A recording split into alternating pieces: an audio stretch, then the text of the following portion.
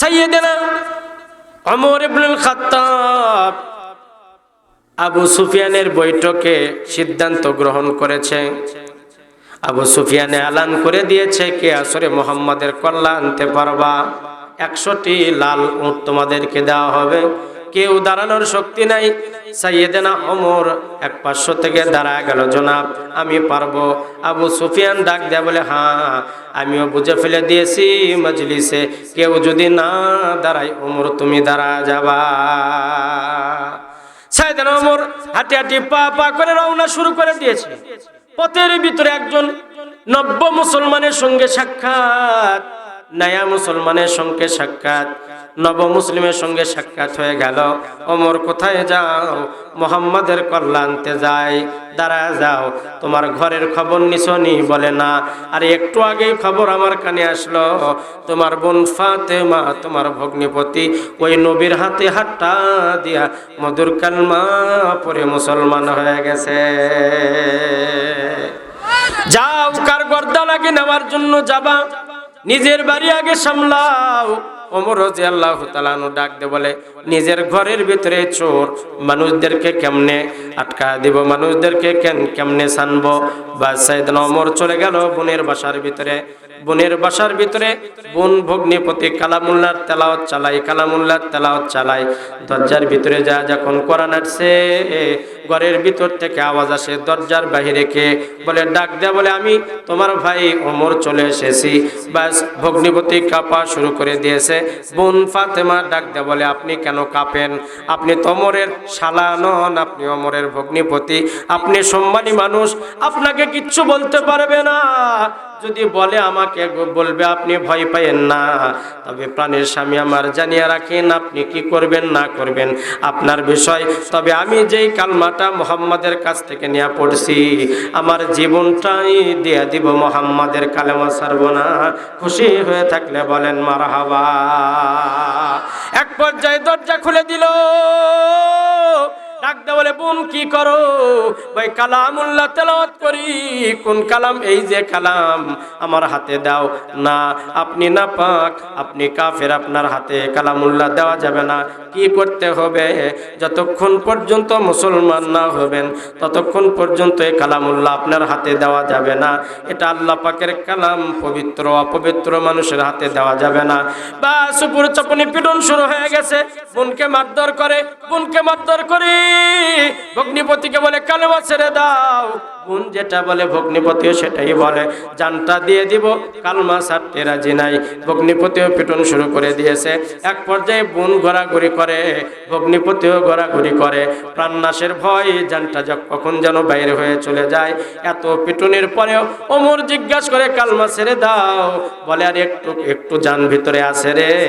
ওমর তুমি পিটাইতে পিটাইতে যদিও মেরে ফেলে দাও, এরপরও রাজি আছি, মুহাম্মাদের কালেমা ছাড়তে রাজি নাই। বলি সুবহানাল্লাহ। ছাড়া যাবে না কেন? ভাই এমন এক মধু পান করেছি, যে পান করে এর স্বাদ সে বোঝে। বলেন না আল্লাহু আকবার। যে পান করে সে বোঝে কেমন স্বাদ। সাইয়েদনা ওমর রাদিয়াল্লাহু তাআলা আনহুর দিল পরিবর্তন হয়ে গেছে। আপন বোন তো, মায়া আছে না নাই? এ জোরে কোন আছে না নাই? মোহাব্বত দিলের ভিতরে জোশ মেরে গেছে।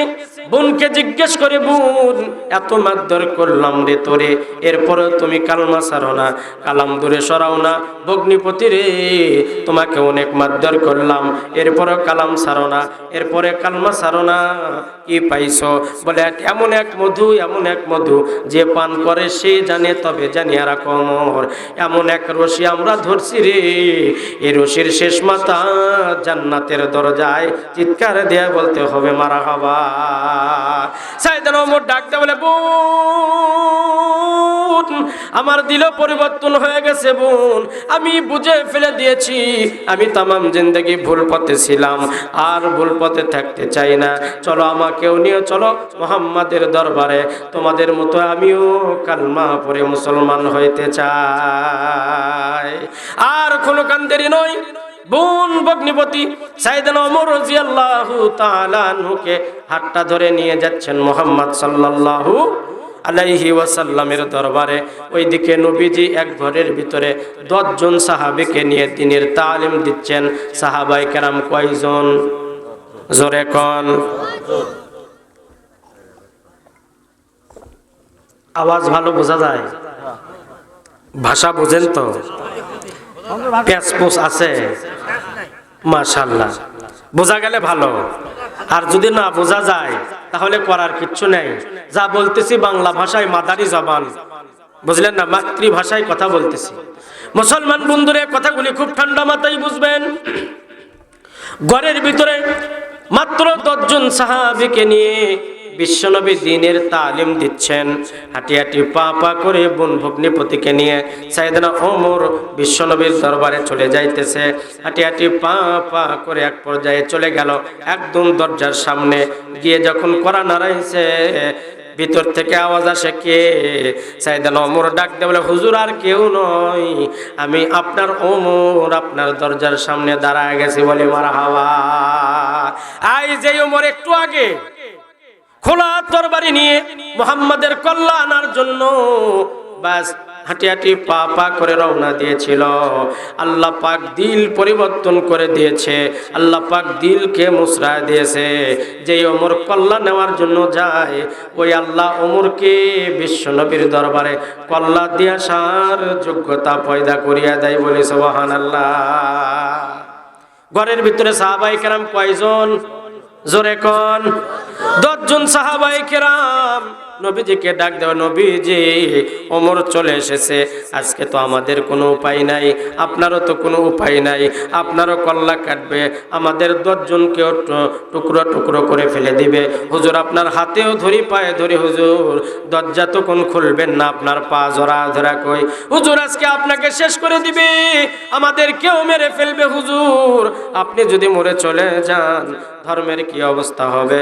মুহাম্মদ সাল্লাল্লাহু আলাইহি ওয়াসাল্লাম ডাক দে বলে, সাহাবায়ে কেরাম ভয় করিও না, ভয় করিও না, ইন্নাল্লাহা মা'ানা, কেউ পৃথিবীর আমাদের সঙ্গে নাই। বলেন তো দেখি, পৃথিবীর কেউ না থাকলেও একজন থাকে, তিনি কে?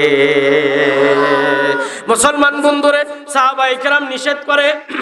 ঘরের বাহির থেকে শোনা যায় সাইয়েদনা ওমর ডাক দিয়ে বলে, হুজুর গর্দান নেওয়ার জন্য আসছিলাম, কিন্তু কাদের কুদরতের কারিশমা, আজকে গর্দান নেব না, ওমরের গর্দান আপনার পদে তলে দিয়ে দিতে চাই, হুজুর দরজা ওপেন করে দেন। সাহাবায়ে কেরাম ডাক দিয়ে বলে, হুজুর দরজা খুলবেন না, আপনাকে মেরে ফেলে দিবে। সাইয়েদনা মুহাম্মদ সাল্লাল্লাহু আলাইহি ওয়াসাল্লাম ডাক দিয়ে বলেন, না না সাহাবায়ে কেরাম তোমরা ভয় করিও না, তোমরা সাহাবায়ে কেরাম ঘরের ভিতরে 10 জন, আমি বিশ্বনবী একজন, 11 জন, আমাদের সঙ্গে আরেকজন আছে, বলেন তো তিনি কে? আমরা 10 জন নয়, 11 জন নয়, আমরা হলাম 12 জন। সাহাবায়ে কেরাম বলে, হুজুর আমরা গুণও নাই, 11 জন, 12 জন হইলাম কেমনে? বলে, আল্লাহ এই মুহূর্তে আমার কাছে খবরটা জানা দিয়েছে, জিবরিল নয়, মিকাইল নয়, ইসরাফিল নয়, আজরাইল নয়, আমাদের সঙ্গে স্বয়ং আল্লাহ এক হয়ে 12 জন সংখ্যা পূরণ করেছে। বলি সুবহানাল্লাহ। কয়জন? 12 জন। সাহাবায়ে কেরাম এবার খুশি, দরজা খুলে দিলেন, দরজা খুলে দিলেন। সাইয়েদনা ওমরের চেহারা আগে বিশ্বনবীর চেহারার সঙ্গে অ্যাডজাস্ট হয়ে গেল। বিশ্বনবী বডির ভিতরে একটা ধাক্কা দিয়ে দিলেন, কিতাবের ভিতরে আসছে এক ধাক্কা যখন তার শরীরের ভিতরে দিয়ে দিল, বলে জুলমিয়াতের যত কালো অন্ধকারাচ্ছন্ন ছিল সাইয়েদনা ওমরের সমস্ত পশমের লোম দিয়ে ঘাম করে করে সব বাহির করে আল্লাহ পবিত্র বানায় দিয়েছে। বলি সুবহানাল্লাহ। ওমর রাদিয়াল্লাহু তাআলা ডাক দিয়ে বলে, হুজুর আপনার দরবারে চলে এসেছি, আর সময় ব্যয় করার সময় আমার নাই হুজুর, ভুল পথে আর থাকতে চাই না, নিজের জীবন পরিবর্তন করতে চাই হুজুর, কখন যেন মালাকুল মউত চলে আসে, কালমা যদি না পড়ি জাহান্নামে চলে যেতে হবে হুজুর, আর সময় আমার ব্যয় করিয়ে লাভ নাই, দেন আপনার হাতটা বাড়ায় দেন, আমি ওমর মধুর কালমা পড়ে মুসলমান হইতে চাই। কল্যাণ নেওয়ার জন্য আসে, কল্যাণ নেওয়ার জন্য আসে। সেই ওমর বিশ্বনবীর পদতলে পায়ে কল্লা দিয়ে যায়, ব্যবস্থা করছেন কে? জোরে বলেন কে? আল্লাহ ব্যবস্থা করেছেন। সাইয়েদনা ওমর হাতটা বাড়ায় দিয়েছেন, বিশ্বনবীও হাতটা বাড়ায় দিয়েছেন। জিবরিল উপস্থিত হয়ে গেছেন। জিবরিল বিশ্বনবীকে ডাক দিয়ে বলে, হুজুর চর্মচক্ষু বন্ধ করিয়া দেন, অন্তরচক্ষু খুলে দেন।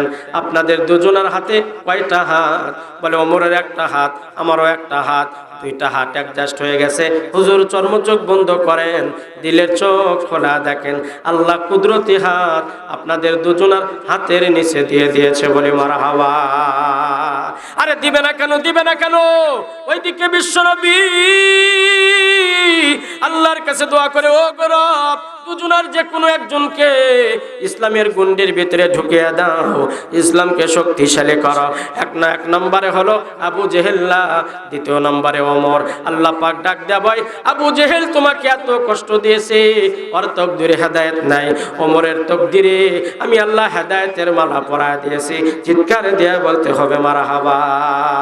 সাইয়েদনা ওমর রাদিয়াল্লাহু তাআলা আনহু যখন বিশ্বনবীর হাতে হাতটা দিয়া মধুর কালমা পড়ে মুসলমান হয়েছে, বাস সাহাবায়ে কেরাম ঘরের ভিতরে 10 জন এমন জোরে একটা তাকবীরের ধ্বনি লাগাইছে, মক্কা মদিনায় ঝনঝনি বেজে উঠেছে।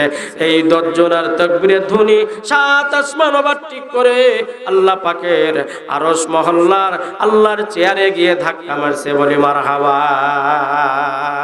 কয়জন? জোরে বলেন, আরো জোরে কোন? 10 জন তাকবীর দিয়েছে। কোথায় গিয়েছে? জি জি, পুরা মক্কার ভিতরে দামামা বেজে গেছে, পুরা মদিনা এলাকা জুড়ে দামামা বেজে গেছে। এই 10 জনের তাকবীরের ধ্বনি প্রথম আসমান নয়, দ্বিতীয় আসমান নয়, তৃতীয় আসমান, চতুর্থ আসমান, পঞ্চম আসমান, ষষ্ঠ আসমান, সপ্তম আসমান ওভারটেক করে আরশ মহল্লায় আল্লাহ যেখানে সমাসীন ওই চেয়ারে ধাক্কা লেগে গেছে। বলে মারহাবা। সাহাবায়ে কেরাম কয়জন? আপনারা এখানে 9 জন, এখানে কতজন? 10 জনের বেশি না কম? জোরে কোন?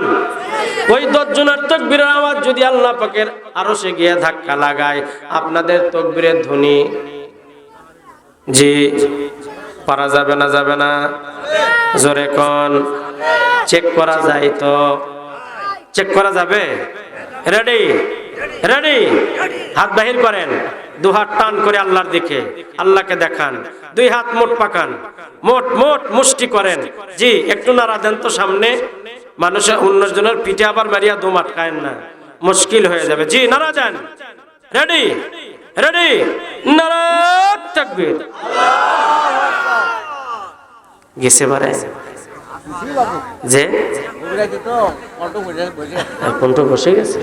ওমর আল্লাহ চা দিব নাকি? কি ভাই হয়েছে? হয়েছে ভাই হয়েছে। এই আসলাম, পাশের গ্রাম কি? বরিয়া, ভালুকাতলা। এই আওয়াজ ভালুকাতলা গিয়েছে তো ভাই। ওমর আল্লাহ কি কইতে আছে? যাই নাই কা? যাই নাই? জি আপনাদের আওয়াজ অনেক বেশি, আমি জানি, বারবার আসা হয় আপনাদের এলাকায়। কি মন খারাপ করতেছেন? খুবই মন খারাপ হচ্ছে বাবজান। সময় বেশি নেব না ইনশাআল্লাহ, সময় বেশি নেব না, সময় বেশি নেব না। সুনির্দিষ্ট একটি বিষয় আলোচনা করব। আল্লাহ আমাকে করার, আপনাদেরকে শোনার তৌফিক দান করেন। আপনারা থাকবেন তো না যাবেন? জোরে কোন? এ কারা কারা ভাগবেন হাত তুলে দেখান। ও মুরাল্লাহ কায়দা করে লইছি, কি বলছি? জি হাতটা উঠায় দিয়েছে, বুঝলেন না? মন খারাপ করলেন? হুজুর আমি আপনাদের আপন মানুষ না, একটু মস্করা করার দরকার আছে না নাই? জোরে কোন আছে না নাই? কারা কারা থাকবেন? থাকবেন কারা কারা? এবার হাতটা তুলে আল্লাহকে দেখান। জি নারায়ে তাকবীর, মাশাআল্লাহ, জাযাকুমুল্লাহ। হাতটা নামা দেন। রব আমি খুশি, আপনিও খুশি হয়ে যান। প্রত্যেকের নামে আপনার কুদরতি হাতে বানানো এক একটা জান্নাত বরাদ্দ করে দেন। চিৎকার দিয়ে বলতে হবে আল্লাহুম্মা আমিন। 10 জন সাহাবীর তাকবীরের ধ্বনি আল্লাহর চেয়ারে ধাক্কা লাগাইছে। আমাদেরটা কতটুকুন গেছে জানি না, তবে আল্লাহ চেষ্টা করেছি পৌঁছানোর জিম্মাদারি আপনার, আপনি পৌঁছায় দেন, বলি আল্লাহু আকবার। আপনি পৌঁছায় দেন, বলি আমিন, বলি আমিন। আল্লাহ আমাদের সকলকে জান্নাতের জন্য কবুল করেন, বলি আমিন। আলোচনা শুরু করব তো? আলোচনা শুরু করা যায়? সম্মানিত সুধী, মহাগ্রন্থ কুরআনুল কারীম থেকে ছোট্ট একটি সূরা, সূরাতুল ইখলাস তেলাওয়াত করেছি। সূরাতুল ইখলাসের সাথে আপনাদের পরিচিতি কম না বেশি? জি, একটু কথা বলবেন, তাহলে আমি কথা আপনাদেরকে ফের দিতে আমার সুবিধা হবে। সূরাতুল ইখলাস এ নাম আপনারা আগে কোনোদিন শুনছেন? জি, পরিচিতি আছে তো? সালাম কালাম মুসাফা মুআনাকা হয়, কি কোন হুজুর ওটা ছাড়া আর কাম নাই বারে? জি, ফরজ তো ওটা, নফলে তো ওটা, সুন্নতে ওটা, ভেতরে ওটা, সব ওটাই, ওটাই খুটু, ওটাই ওটাই পুঁজি, ওটা ছাড়া আর কোনো পুঁজি সবার মুখস্থ আছে, সবার মুখস্থ। তাহলে সূরাতুল ইখলাসের সাথে সবার কি পরিচিতি কম না বেশি? বেশি। সম্মানিত সুধী, সেই সূরা আপনাদের সামনে তেলাওয়াত করেছি বিশ্বনবীর অসংখ্য অগণিত হাদিসে মোবারকা থেকে ছোট্ট একখানা হাদিসের অংশ আপনাদের সামনে পাঠ করেছি। ছোট্ট একটি সূরা এবং এই হাদিস আজকে আলোচনার মূল বিষয়। এর উপরে দুই চারটি কথা বলে আমি শেষ করব ইনশাআল্লাহ। আপনারা শুনতে রাজি আছেন তো? যেই সূরা তেলাওয়াত করেছি, সূরার নামটা জানো কি? সূরাতুল ইখলাস। এর ফজিলত আপনারা জানেন? জি, খুব বেশি। এটা হলো কালামুল্লাহ খতম করলে যেই সওয়াব হয়, কালামুল্লাহ খতম করলে যেই সওয়াব হয়, সূরাতুল ইখলাস এই ছোট্ট সূরা 3 বার পাঠ করলে ওই পরিমাণ সওয়াব আল্লাহ তাআলা আমলনামায় লিখিয়ে দেন। এখন আসেন, এর ভিতরে আমরা অনেকে আছি যারা কালামুল্লাহ পড়তে পারি না, কিন্তু সূরা ইখলাস পড়তে পারি। কোন সময় কোন মৌলবী সাহেব যদি আপনাদের কিন্তু সূরা ইখলাস কোনটা, যারা কালামুল্লাহ দেখে পড়েন নাই ওনারা কিন্তু বলতে পারবেন না। বলতে পারবেন? পারবেন না। যারা কালামুল্লাহ দেখে শিখছেন তারা বলতে পারবেন হুজুর এইটা এটা। আর যারা কালামুল্লাহ দেখে শিখেন নাই তারা কি বলতে পারবেন? পারবেন না। এখন আসেন, বিশ্বনবী আরেকটা হাদিসে বলেন, আল কুরআন হুজ্জাতুল লাকা ওয়া আলাইকা। এই কোরআন আমাকে আপনাকে সুপারিশ করে আল্লাহ জান্নাতে পৌঁছে দিয়ে আসবেন, আবার সুপারিশ করে আল্লাহ জাহান্নামে রাখিয়ে আসবেন। মাঝখানে কি হলো? তেলাওয়াত করলে জান্নাতি, না তেলাওয়াত করলে জাহান্নামী। এখন এখানে আমরা যারা আছি সবাই তো কালামুল্লাহ তেলাওয়াত করতে পারি তো ভাই? জি, সবাই পারেন? জি, সবাই পারেন? মাঝখান থেকে 2-1 ধরা যাবে? জি, অনুমতি আছে? মুশকিল, শ্রোতা হারায় যাবে, শ্রোতাকে হারা যাবে। ধরতেও চাচ্ছি না, বলতেও চাচ্ছি না। তা হলো কালামুল্লাহর তেলাওয়াত চললে জান্নাতি, না তেলাওয়াত করলে জাহান্নামী। উপায়টা কি? উপায়টা কি? উপায় হলো যারা সূরাতুল ইখলাসের তেলাওয়াত পারেন উলামায়ে কেরামের কাছ থেকে দেখে নেবেন সূরাতুল ইখলাস কোরআনের কোন জায়গায় আছে, চিহ্নিত করে রাখবেন, চিহ্ন দিয়ে রাখবেন। ওই জায়গাটুকুন বাহির করবেন, ওই সূরার নিচে হাত দিয়ে দিয়ে, আপনি দেখে পড়তে পারেন না কিন্তু মুখস্থ আছে, হাত দিয়ে দিয়ে শুধু পড়বেন, হাত দিয়ে দিয়ে শুধু পড়বেন। পারবেন? কারা কারা পারবেন হাত তুলে আল্লাহকে দেখান। জি, সবাই সবাই। সবসময় হাত গুপা রাখলে হয় না, কিছু কিছু সময় জহের করতে হয়। পারবেন তো ইনশাআল্লাহ? আল্লাহ তৌফিক দান করেন। তেলাওয়াত করলে জান্নাতি, না করলে জাহান্নামী। উপায় কি? পারি না, তবে সূরাতুল ইখলাস দেখে নিয়েছি, কালামুল্লাহ বাহির করি, দেখে দেখে পড়ি। আল্লাহকে ডাক দিয়ে বলবো, রব্বুল আলামিন, দুনিয়াতে তোমার কালামুল্লাহ তেলাওয়াত করতে পারি না, তাই বলে কি তোমার কালামুল্লাহর ফজিলত আমরা পাবো না? আল্লাহ পাক ডাক দেয়া বলে, বান্দা আমার কালামুল্লাহকে যদি মনে প্রাণে ভালোবাসতে পারো, ভক্তি ভরে যদি আমার কালামটাকে চুম্বন করতে পারো, দিলের ভিতরে যদি জায়গা দিতে পারো, তেলাওয়াত করতে পারো না তো কি হয়েছে? তোমার মতো লক্ষ লক্ষ কোটি কোটি মানুষকে আমি আল্লাহ তাআলা মাফ করে আল্লাহর বানানো জান্নাত দিয়ে দেব। বলি সুবহানাল্লাহ। এই সূরাতুল ইখলাস ছোট্ট একটি সূরা, এই সূরাতুল ইখলাস যদি কোনো বান্দা 3টা বার তেলাওয়াত করে, আল্লাহ পাক পরকালীন জীবনে নাজাতের মুদ্রা, আল্লাহ পাক একটা কোরআন খতম করলে যেই পরিমাণ সওয়াব হয়, ওই পরিমাণ সওয়াব বান্দার আমলনামায় লিখে দেয়। বলি সুবহানাল্লাহ। এর সাথে যারা আমল করে, সূরাতুল ইখলাসের সাথে যারা সুসম্পর্ক গড়েছে, আল্লাহর পয়গম্বর বলে এর মহব্বতটা দিলের ভিতরে থাকার কারণে আল্লাহ ওই ব্যক্তিকেও মাফ করে আল্লাহর বানানো জান্নাতটা দান করবে। বলা যাবে কি সুবহানাল্লাহ? মুসলমান বন্ধুরা, কথাগুলি খুব ঠান্ডা মাথায় বুঝবেন। বিশ্বনবী মুহাম্মদ সাল্লাল্লাহু আলাইহি ওয়াসাল্লাম মসজিদে নববীতে বসা, সাইয়েদনা জিবরিল আলাইহিস সালাতু ওয়াস সালাম মসজিদে নববীতে আসলেন। নবীজির সঙ্গে সালাম কালাম হয়ে গেল। নবীজির হাঁটুর সঙ্গে হাঁটু লাগা দেয়া মসজিদে নববীতে বসে জিবরিল আলাইহিস সালাতু ওয়াস সালাম নবীজির সঙ্গে গল্প গুজব করতেছেন। ইতিমধ্যে সাইয়েদনা জিবরিলের নজর গেল মসজিদের বাহিরে। মসজিদের বাহিরে নজর যাওয়ার সঙ্গে সঙ্গে একজন সাহাবীর চেহারার দিকে জিবরিলের চোখটা পড়ে গেল। বিশ্বনবীকে ডাক দিয়ে বলে, হুজুর দেখেন মসজিদের বাহির দিয়ে আপনার অমুক সাহাবী যায়।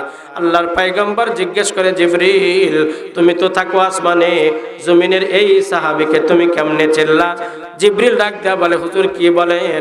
আমি আপনার এই সাহাবীকে চিনব না মানে? শুধু আমি নয়, আমি জিবরিল চিনি, আজরাইল চিনি, মিকাইল চিনি, ইসরাফিল পর্যন্ত আপনার এই সাহাবীকে চিনি। বলে সুবহানাল্লাহ।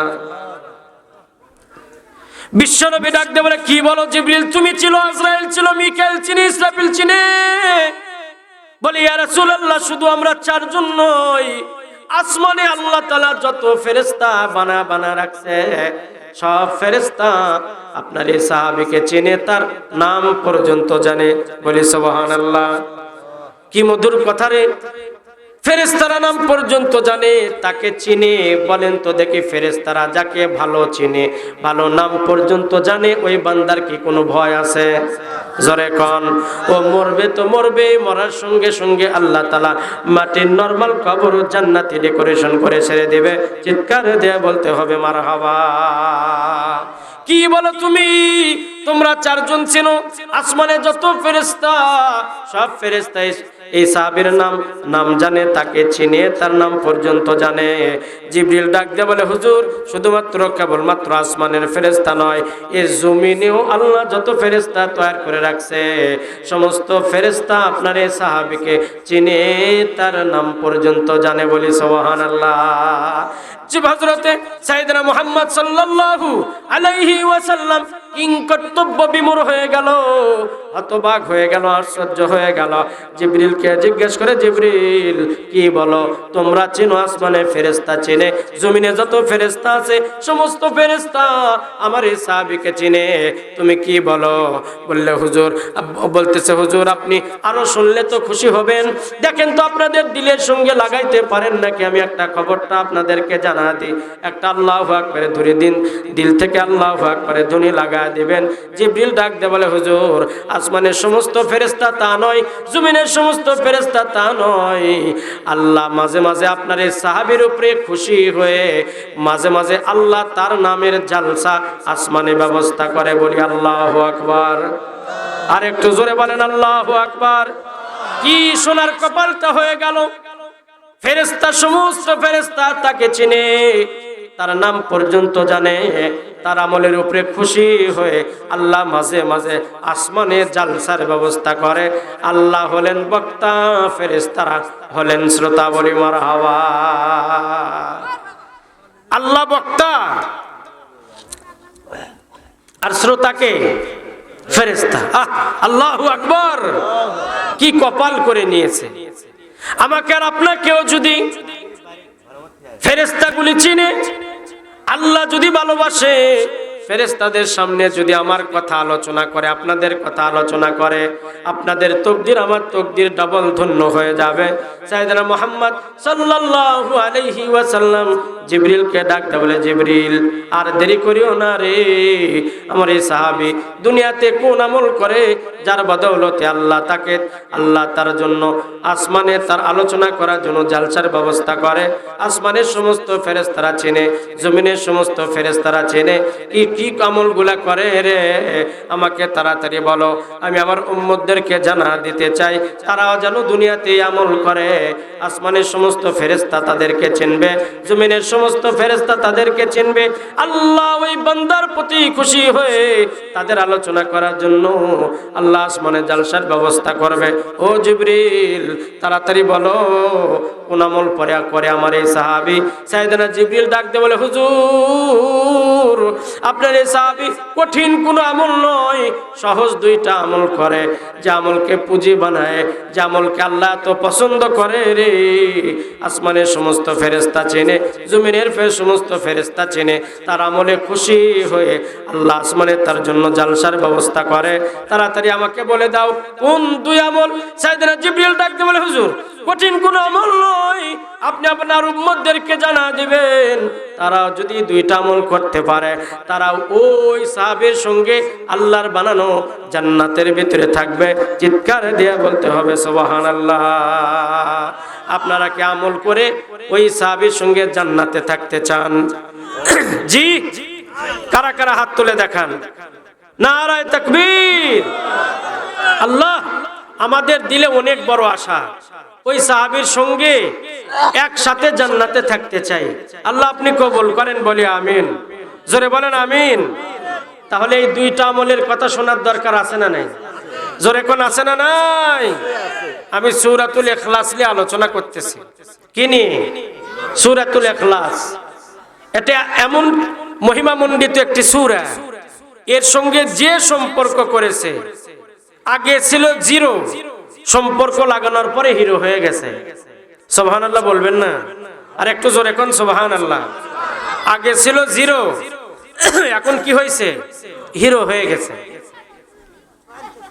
ইয়ামান থেকে কিছু সংখ্যক লোক হজ ব্রত পালন করার জন্য চলে এসেছে। বিশ্বনবীর সঙ্গে সাক্ষাৎ। বিশ্বনবী আমাদের লোকজনকে ডাক দিয়ে বলে, তোমাদের অবস্থান কি, তোমরা এখন কেমন আছো? বলে, হুজুর আমরা তো খুব ভালো আছি, তবে আমাদের একজন গভর্নরের দরকার। কার দরকার? একজন গভর্নরের দরকার।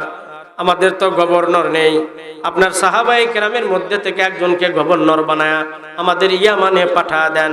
আল্লাহর পয়গম্বর একজন সাহাবীকে ডাক দিয়ে বলে, যাও তোমাকে ইয়ামানের গভর্নর বানায়া দিলাম, হজরত পালন হয়ে গেলে এই সমস্ত লোকদের সঙ্গে তুমিও চলে যাবা, ইয়ামানের গভর্নর আমি তোমাকে বানায়া দিলাম।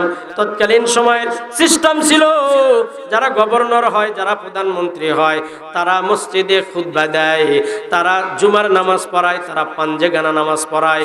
এখন আমাদের যে অবস্থান, আমাদের যে এমপি গুলা আছে, আমাদের যে মন্ত্রীগুলা আছে, প্রধান বলেন আর যেই মন্ত্রী বলেন না কেন, ইমামতির দায়িত্ব দিলে তারা ইমামতি করতে পারবে তো? জোরে বলেন। এই দিকটা স্লোগান আছে যে একটাও নয়। কি নয়? একটাও নয়। আগেকার সিস্টেম ছিল গভর্নর প্রধানমন্ত্রী তারা খুতবা দিত,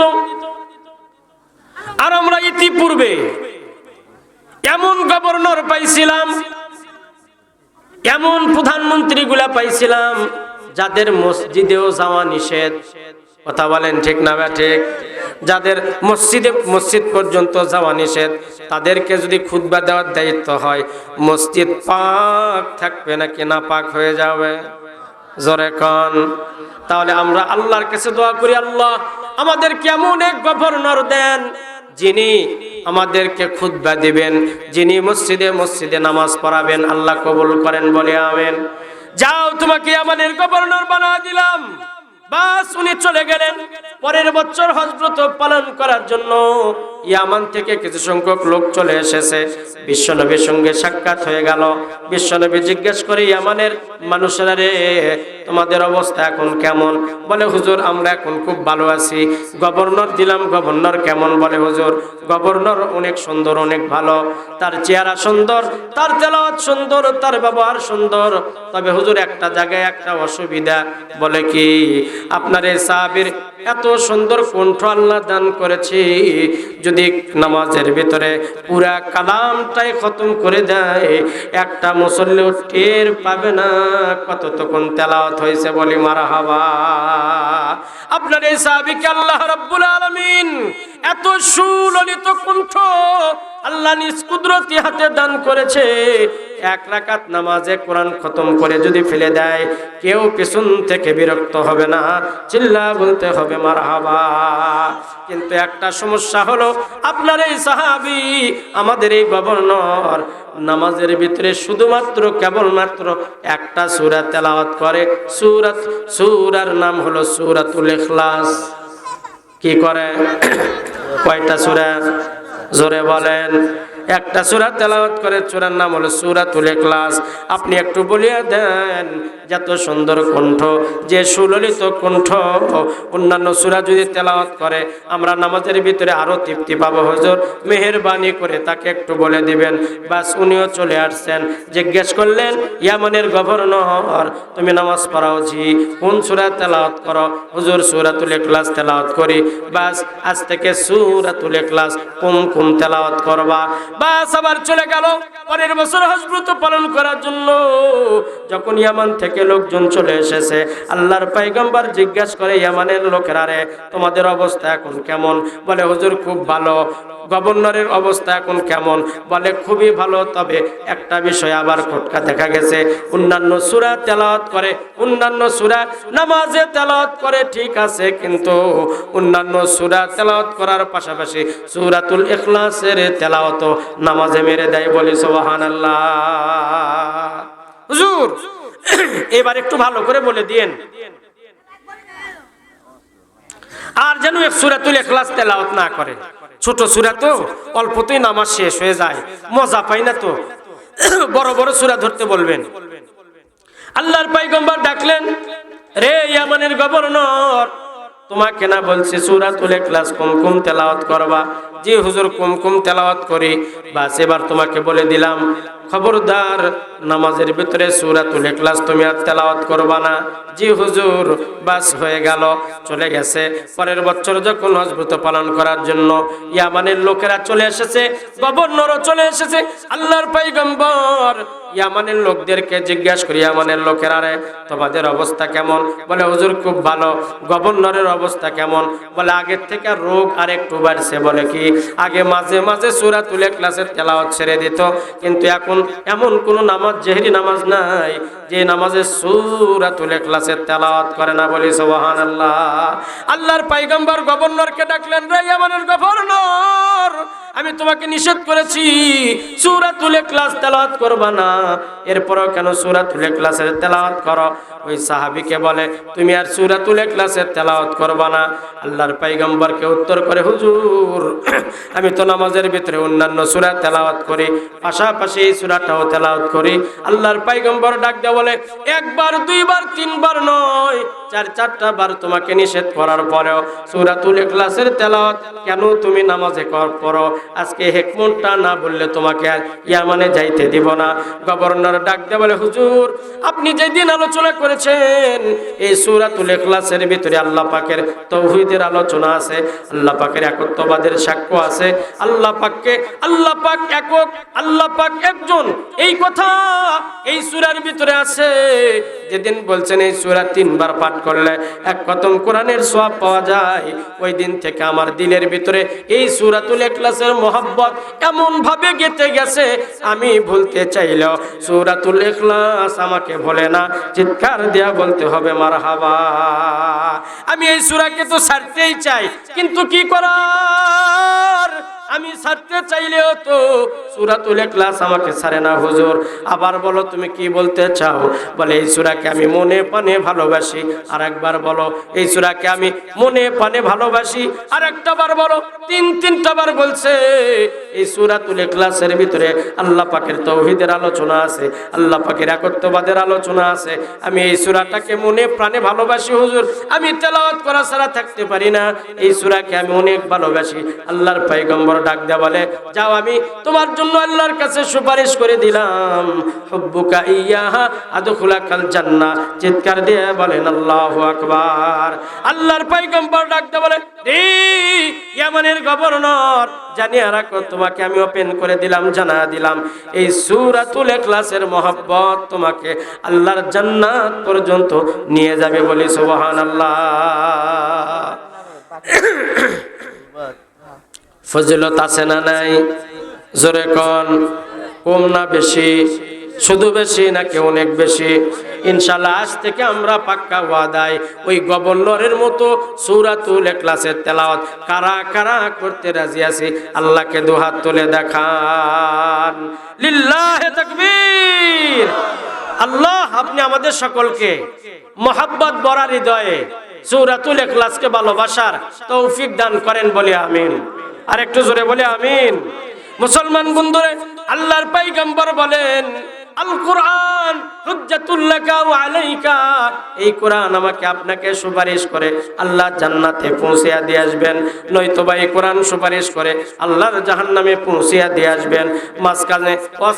মাঝখানে কোনো ওয়াসিতা নাই। বাস তেলাওয়াত করলে জান্নাতি, না করলে জাহান্নামে সুন্দর উপায় বাহির করে দিলাম। আজ থেকে সূরাতুল ইখলাস আপনারা কালামুল্লাহ দেখে দেখে বাহির করবেন, উলামায়ে কেরামের কাছ থেকে দেখে নেবেন, সেটা বাহির করবেন। সকাল এবং সন্ধ্যায় টু টাইম করে এই সূরাতুল ইখলাসের নিচে হাতটা দিবেন, পড়বেন কুল হুয়াল্লাহু আহাদ আল্লাহুস সামাদ লাম ইয়ালিদ ওয়া লাম ইউলাদ ওয়া লাম ইয়াকুল লাহু কুফুয়ান আহাদ। আরেকটা বার পড়েন কুল হুয়াল্লাহু আহাদ আল্লাহুস সামাদ লাম ইয়ালিদ ওয়া লাম ইউলাদ ওয়া লাম ইয়াকুল লাহু কুফুয়ান আহাদ। আরেকটা বার পড়েন কুল হুয়াল্লাহু আহাদ আল্লাহুস সামাদ লাম ইয়ালিদ ওয়া লাম ইউলাদ ওয়া লাম ইয়াকুল লাহু কুফুয়ান আহাদ। আল্লাহর পয়গম্বর বলেন, বাস 3 বার আমরা যারা এখানে তেলাওয়াত করেছি আল্লাহর পক্ষ থেকে কালামুল্লাহ খতম করলে যে সওয়াব আল্লাহ আমাদের আমলনামায় ওই পরিমাণ সওয়াব লিখিয়ে দিয়েছে। বলি সুবহানাল্লাহ। ইনশাআল্লাহ আজ থেকে কালামুল্লাহ বাহির করব, সূরাতুল ইখলাসের নিচে হাতটা দিয়ে দিয়ে বাস তেলাওয়াত করব। যারা সূরাতুল ইখলাসও তেলাওয়াত করতে পারেন না তারা কমপক্ষে প্রত্যেকটা লাইনের নিচ দিয়ে হাতটা লাগা দিবেন। আল্লাহকে বলবেন, আল্লাহ আপনি যা বলেছেন সত্য বলেছেন, আপনি এটাও সত্য বলেছেন, আপনি এটাও সত্য বলেছেন, আপনি এইটাও সত্য বলেছেন, যা বলেছেন সব সত্য বলেছেন। এমনটাও যদি বলতে পারেন রে ভাই, এমন জাতীয় মানুষকেও আল্লাহ আদালতে কিবরিয়াতে মাফ করে আল্লাহর বানানো জান্নাতের বরাদ্দ করে দিয়ে। বলি সুবহানাল্লাহ। করা যাবে তো ইনশাআল্লাহ? করা যাবে তো ইনশাআল্লাহ? তেলাওয়াত করলে জান্নাতি, না করলে জাহান্নামী।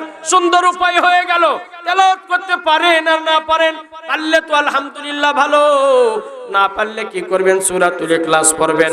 ওটাও পারেন না, তাহলে এখন উপায় হলো সূরাতুল ইখলাস অথবা যে কোনো আয়াতের নিচে যে কোনো পৃষ্ঠায় আয়াতের নিচে হাত দিবেন, বলবেন আল্লাহ আপনি যা বলেছেন সত্য বলেছেন, এটাও সত্য বলেছেন, এটাও সত্য বলেছেন। বলে এই জাতীয় মোহাব্বত করেনিওয়ালা মানুষকেও আল্লাহ মাফ করে দিয়েছে, জান্নাত দান করেছে। বলি সুবহানাল্লাহ। তেলাওয়াত করব তো ইনশাআল্লাহ? তেলাওয়াত করব তো ইনশাআল্লাহ? আল্লাহ আপনি তৌফিক দান করেন, বলি আমিন। জোরে বলেন আমিন। সম্মানিত সুধী, কথাগুলি খুব ঠান্ডা মাথায় বুঝবেন। একজন মানুষ জান্নাতে যায়, একজন মানুষ জান্নাতে যায়, কালামের সুপারিশ পায় নাই, মানুষের সামনে দাঁড়ায় যাবে। কোথায় যাও? জান্নাতে যাই। কয় চলো আল্লাহর কাছে। কেন? তোমাকে নিয়ে আল্লাহর কাছে আমার একটু আলাপ আছে। আল্লাহর কাছে চলে যাবেন। রব্বুল আলামিন আপনার এই বান্দা কোথায় যায়? বলে জান্নাতে যায়। জান্নাতে যাওয়ার জন্য আমি কালামুল্লাহর সুপারিশের দরকার আছে না নাই? বলে 100% আছে। আপনি কেমনে তাহলে এই বান্দাকে জান্নাতটা দিয়ে দিলেন? আমাকে তো এই বান্দা দুনিয়াতে তেলাওয়াত করে নাই, কোনোদিন হাতেও নেয় নাই, কোনোদিন চুম্বনও করে নাই, বুকে ধরে নাই, চোখেও লাগাই নাই। আপনার এই বান্দা জান্নাতে যাইতে পারে না। জান্নাত বরাদ্দকৃত জান্নাতের রাস্তা বন্ধ হয়ে যাবে, জাহান্নামের রাস্তা খুলে যাবে। বলি নাউযুবিল্লাহ। আর যদি দুনিয়াতে তেলাওয়াত করেন, পারেন নাই, বুকে ধরছেন, চোখে লাগাইছেন, চুম্বন করছেন, আল্লাহকে বলছেন রব্বুল আলামিন, যে কোনো ব্যস্ততার কারণে আপনার কালামুল্লাহ পড়তে পারি নাই, শিখতে পারি নাই আল্লাহ, তাই বলে কি কালামুল্লাহর ফজিলত পাবো না আমি? এই বলে বলে বুকে লাগান, চুম্বন করেন, চোখে লাগান, বাস একজন বান্দা জাহান্নামের দিকে রওয়ানা। কালামুল্লাহর সামনে দাঁড়া যায়, কোথায় যাও? জাহান্নামে যাই। দিল কে? আল্লাহ দিয়েছে। চলো তোমাকে নিয়ে আল্লাহর কাছে একটু আমার আলাপ আলোচনা আছে। বাস আল্লাহর কাছে চলে গেছে রব্বুল আলামিন। আপনার এই বান্দা কোথায় যায়? আপনার এই বান্দা কোথায় যায়? বলে জাহান্নামে যায়। জাহান্নামে যাওয়ার জন্য আমি কালামুল্লাহর সুপারিশের দরকার আছে না নাই? বলে 100% আছে। 100% তোমার সুপারিশের দরকার আছে। বাস কালামুল্লাহ ডাকতে বলে আল্লাহ, আপনার এই বান্দা দিনে 2 সময় করে 2 টাইম করে আমি কালামুল্লাহকে তেলাওয়াত করেছি আল্লাহ। আল্লাহ তেলাওয়াত পারে নাই, কিন্তু কালামুল্লাহকে হাতে ধরছে, বুকে লাগাইছে, মুখে লাগাইছে, চুম্বন করেছে, চোখে লাগাইছে। আল্লাহ আমি কালামুল্লাহকে অনেক ভালোবেসেছে আল্লাহ, তার জন্য আমি সুপারিশ করলাম রব্বুল আলামিন তাকে মাফ করিয়া দেন, আপনার বানানো জান্নাতটা দিয়ে দেন। আল্লাহ পাক বলে, যা, জাহান্নামের রাস্তা তোর জন্য বন্ধ করে দিলাম, জান্নাতের রাস্তা তোর জন্য খুলে দিলাম। বলি সুবহানাল্লাহ। সুপারিশের দরকার আছে না নাই? আছে না নাই? কালামুল্লাহ সুপারিশ করলে কোথায় যাওয়া যায়? জান্নাতে। আবার বিপক্ষে সাক্ষ্য দিলে কোথায় যেতে হবে? এজন্য আজ থেকে কালামুল্লাহ তেলাওয়াত করব তো ইনশাআল্লাহ, না পারলেও হাতে নিব তো ইনশাআল্লাহ, চুম্বন করব তো ইনশাআল্লাহ। এখন বলবেন হুজুর চুম্বন করলে কি লাভ? পড়তে পারি না। বুকে ধরলে কি লাভ? পড়তে তো পারি না। চোখে লাগাইলে কি লাভ? পড়তে তো পারি না। তাহলে ছোট্ট একটি আকাবিরিনদের একটি ওয়াকিয়ার মাধ্যমে আপনাদেরকে বোঝাই। ভারতবর্ষে এক লোক মারা গেছে। ভারতবর্ষে এক লোক মারা গেছে, মূর্খ গ্রাম, অনেক সকালে মারা গেছে, দুপুর হয়ে যায়। জানাজা কে করাবে? গ্রামে তেমন কোনো মানুষ নাই। জানাজা করাই কে? এমন কোনো মানুষ নাই। হাঁটি হাঁটি পা পা করে সন্ধ্যা হয়ে যাইতেছে। জানাজা কে করাবে? লোক নাই, মানুষ নাই। লাশটা তো ফুলা ওঠে। কায়দা না বেকায়দা? জোরে কোন। সকালে মরছে, সন্ধ্যায় জানাজা হয় না, লোক পায় না, বেকায়দাই পড়ে গেল। সালিশিয়ার নেতারা ডাক দেয়া বলে, কিয়ামত পর্যন্ত গ্রামে যদি থাকে জানাজা হবে না, কুকুরের মতো জানাজা ছাড়াই পুতিয়া রাখতে হবে। জানাজা যদি পড়াইতে চাও মেন রোডে নিয়ে চলো। বাস সকলে ধরে মেন রোডে নিয়ে গেছে। সময় পার করে হঠাৎ করে দেখে বাইসাইকেল নিয়ে একজন আল্লাহর বান্দা, মাথায় টুপি, মাথায় পাগড়ি, মুখে দাড়ি, পরনে জুব্বা। আপনাদের কি মনে হয় একজন স্কুলের মাস্টার? তো বুঝেন নাই তো কি? যে জোরে কোন, আইএ পাস, বিএ পাস, জি মাস্টার্স পাস, ইঞ্জিনিয়ার, ডাক্তার। তো কথা কন না কেন? বুঝতে আর বাকি নাই। মাস্টার নয়, ডাক্তার নয়, ইনি একজন মাদ্রাসার হুজুর হবেন, না তো কোনো মসজিদের ইমাম হবেন। কথা বলেন ঠিক না ব্যাঠে? বাইসাইকেল নিয়ে যায়, সবাই আটকা দিলেন। হুজুর কোথায় যান? বলে আমার কাজে যাই। আমরা মহা বড় বিপদে পড়ছি হুজুর। এই লোকটা সকালে মারা গেছে, এতক্ষণ পর্যন্ত জানাজা হয় নাই। জানাজা কে করাবে? আমাদের ভিতরে এমন কোনো মানুষও নাই। তো আপনাকে দেখে হুজুর মনে হয়, তো আপনার হাতেও ধরি, পাও ধরি, হুজুর দয়া করে এই লোকটার জানাজার নামাজ একটু পড়ায় দেন হুজুর, আমরা মহা বিপদে পড়ে গেছি। আচ্ছা বলেন, আপনার যদি জানাজা করার যোগ্যতা থাকে, আপনি যদি পড়াইতে পারেন, এমন অনুনয় বিনয় করলে আপনি জানাজা পড়ায়া যাবেন না না পড়ায়া যাবেন? জি পড়ায়া যাবেন। ঠিক আমাদের মতো ওই আলেমের বিবেকের কাটানোর নাড়া দিয়েছে। সবাই যখন অনুনয় বিনয় করে ধরছে, উনি বলতেছে, বাবা ওযুর পানি আছে? বলে জি। এক বাসন পানি আগা দিয়েছে, আল্লাহর বান্দা ওযু করে নিয়েছে। চলো লাশটাকে সামনে দাও। লাশটাকে সামনে দিয়ে দেওয়া হয়েছে। জানাজার নামাজটা আদায় করে দিয়েছে। বাইসাইকেলের কাছে হাঁটি হাঁটি পা পা করে যায়। উপস্থিত জনতা ডাক দেয়া বলে, হুজুর আপনি তো জানাজার নামাজ পড়ায় দিলেন, আমাদের ভিতরে এমন কোনো মানুষ নাই এই লোকটাকে কোন দোয়া পড়ে কবরে নামাইতে হয় সেই দোয়াটাও পারে, এমনও কোনো মানুষ আমাদের ভিতরে নাই হুজুর। বড় একটা বিপদ থেকে আমাদেরকে বাঁচাইছেন। আমরা আদালতে কিবরিয়াতে আল্লাহর কাছে আপনার জন্য সাক্ষ্য দিব, আল্লাহ আপনার এই আলেম আমাদেরকে বড় একটা বিপদ থেকে বাঁচাইছে। আপনি আলেমটাকে জাহান্নামে দিতে পারেন না আল্লাহ, আপনার জান্নাতে দিতে হবে। আমরা সবাই স্লোগান দিয়ে দিয়ে আল্লাহর কাছে সুপারিশ করব, হুজুর তবে একটা বিপদ থেকে বাঁচাইছেন, আর একটা বড় বিপদ আমাদের সামনে, কিয়ামত পর্যন্ত লাশ উপরে থাকবে, ভয়ে ডরে দোয়াও পারে না, এই ভয়েও কেউ কবরে নামবে না, এই লোকটাকে কেউ দাফন করবে না। হুজুর মেহেরবানি করে আমাদের সঙ্গে একটু কবরস্থানে চলেন।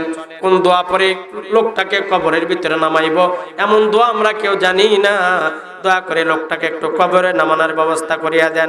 আল্লাহর বান্দা আলেম মানুষ, প্রত্যেকের চেহারার দিকে লক্ষ্য করে দেখে আতঙ্কের ছাপ প্রত্যেকের চেহারার উপরে ফুটে উঠছে।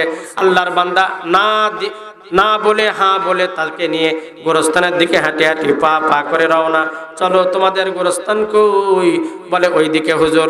বাস সবাইকে নিয়ে চলে গেছে, যেখানে যেই দোয়া পড়ে গোরস্থানের ভিতরে কবরের ভিতরে রাখা দরকার ওই জায়গার ভিতরে হাতটা দিয়ে দিয়ে দোয়া করে আল্লাহর বান্দা চট করে খারালগুলি দিয়ে আটকা দিয়ে তো বাসার ভিতরে চলে গেছে। আল্লাহর বান্দা বাসার দিকে রওনা হয়েছে। বাস দরজার সামনে দাঁড়ায় পকেটের ভিতরে হাতটা ঢুকিয়ে দিয়েছে। আজকে তো আমার যাওয়া হলো না, যে কাজে আমি যাইতেছি ওখানে আমার প্রবেশপত্র দরকার, পকেটের ভিতরে ছিল, সেই প্রবেশপত্র আবার কোথায় পড়ে গেল? সাইকেল থেকে তো আমি কোথাও নামিও নাই, ওই কাগজটা বাহিরও করি নাই, কোন জায়গার ভিতরে পড়ে গেল? বাস বেকায়দায় পড়ে গেল। আল্লাহর বান্দা পৃষ্ঠ প্রদর্শন করে যেই জায়গা পর্যন্ত গিয়েছিল ওই জায়গা পর্যন্ত বাইসাইকেল নিয়ে গেছে, না কোনো জায়গার ভিতরে সেই ওই কাগজটা পাওয়া গেল না, প্রবেশপত্র পাওয়া গেল না। কি করার এবার আর বুঝতে বাকি নাই রে। কবরের ভিতরে যখন লোকটাকে নামা দি, বুকের উপরে হাত দিয়ে যখন বিসমিল্লাহি ওয়া আলা মিল্লাতি রাসূলিল্লাহ বলে শেষ ঘুমটা যখন ঘুমা দিয়েছে, ঠিক সেই সময় বুঝে কবরের ভিতরে আমার প্রবেশপত্রটা পড়ে গেছে। বাস এখন আমার উপায়টা কি? ওই কাগজটা কেমনে পাবো? হাঁটি হাঁটি পা পা করে ওই গ্রামের দিকে রওনা হয়ে গেছে, যেই গ্রামের লোকটা মরে গিয়েছিল। বাস আল্লাহর বান্দা সেখানে চলে গেলেন। লোকজন জমা হয়ে গেল হুজুর, লোকজন জমা হয়ে গেল। হুজুর কি ব্যাপার? একটু আগে আপনার সময় ছিল না, এখন আপনার সময় কোথা থেকে আসলো? আপনি তো অনেক ব্যস্ত মানুষ। বলে বাবা আমি একটা বিপদে পড়ে গেছি। বলে কি বিপদ? বলে আমার পকেটের ভিতরে প্রবেশপত্র ছিল, চাকরির অ্যাপয়েন্টমেন্ট কাগজ ছিল, সবগুলি কবরের ভিতরে পড়ে গেছে। ওটা ছাড়া আমি বেকায়দা, আমার চাকরিও হবে না, আমাকে তো ঢুকতেও দিব না, আমি এখন কি করব? বলে হুজুর আপনি হুজুর মানুষ, আপনি ফতোয়া দেন, আপনি কাগজটা কেমনে উদ্ধার করবেন? আল্লাহর বান্দা মুফতি সাহেবকে জিজ্ঞেস করে, হুজুর কবর খনন করে কি কাগজ উঠিয়ে নেওয়ার শরীয়ত আপনাকে অনুমতি দিয়েছে নাকি? আল্লাহর বান্দা বলে জি, শরীয়ত অনুমতি দিয়েছে। আল্লাহর বান্দা ডাক দিয়ে বলে শরীয়ত অনুমতি দিয়েছে। আচ্ছা বলেন, জানাজায় যে পরিমাণ লোক ছিল, দ্বিতীয়বার কবর খনন করে কাগজটা উঠাবে, এই সময় লোক বেশি হবে না কম হবে? জি 10 গুণ বেশি। গ্রামের ছোট বড় আবাল বৃদ্ধ মহিলা পুরুষ নাই, সব দৌড়াও কবরটা দ্বিতীয়বার খনন করা হবে। আলেম বেচারার পিছনে সবাই হাঁটি হাঁটি পা পা করে গোরস্থানের দিকে রওনা শুরু করে দিয়েছে। বাস সামনের দিকে অগ্রসর। এখন পর্যন্ত কবর হাফ মাইল দূরে, কয় মাইল দূরে? জোরে কোন? কি জানো ফাঁত করে নাকের ভিতরে, উপস্থিত সবার নাকের ভিতরে একটা সুঘ্রাণ লেগে গেল।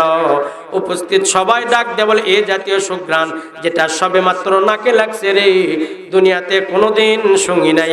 চিল্লা বলতে হবে সুবহানাল্লাহ। কি সেন্টটা লাগলো আমার নাকে, সুঘ্রাণ, পৃথিবীতে কোনোদিন সুখী নাই। বাস এক পর্যায়ে কবর পর্যন্ত চলে গেল। ওই কবরের কাছে যখন গিয়েছে বাস কবরের ভিতর থেকে বাত ভাঙ্গা সুঘ্রাণটা শুরু হয়ে গেছে। আল্লাহু আকবার বলেন, আর একটু জোরে বলেন আল্লাহু আকবার। আর ওই লোকটার কবর ওই লোকের না হয়ে যদি আমাদের কবরটা এমন হইতো, আমাদের তকদিরটা বড় বলন্দ হয়ে যেত। এক পর্যায়ে সবার আর বুঝতে বাকি থাকলো না এটা অন্য কোনো কবর থেকে নয়, মাত্র আধা ঘন্টা ব্যবধানে যেই লোকটাকে মাটির নরমাল কবরে রাখিয়া গিয়েছিল সেই লোকটার কবর থেকেই এই সুঘ্রাণটা শুরু হয়ে গেছে। তাড়াতাড়ি মাটি সরায় দিয়েছে, খাড়ালটা সরায় দিয়েছে। আল্লাহর বান্দা খাড়াল সরায় কবরের দিকে উকি মেরে দেখে কবরের এক কর্নারে সাদা তক্তার উপরে আল্লাহর বান্দার কাফনের কাপড়গুলি সুন্দর করে জড়ায় সুন্দর করে রাখিয়ে দেওয়া হয়েছে। আল্লাহর বান্দার শরীরের ভিতরে আর নরমাল কাপড় নাই, আল্লাহ জান্নাতি কাপড় পরা দিয়েছে।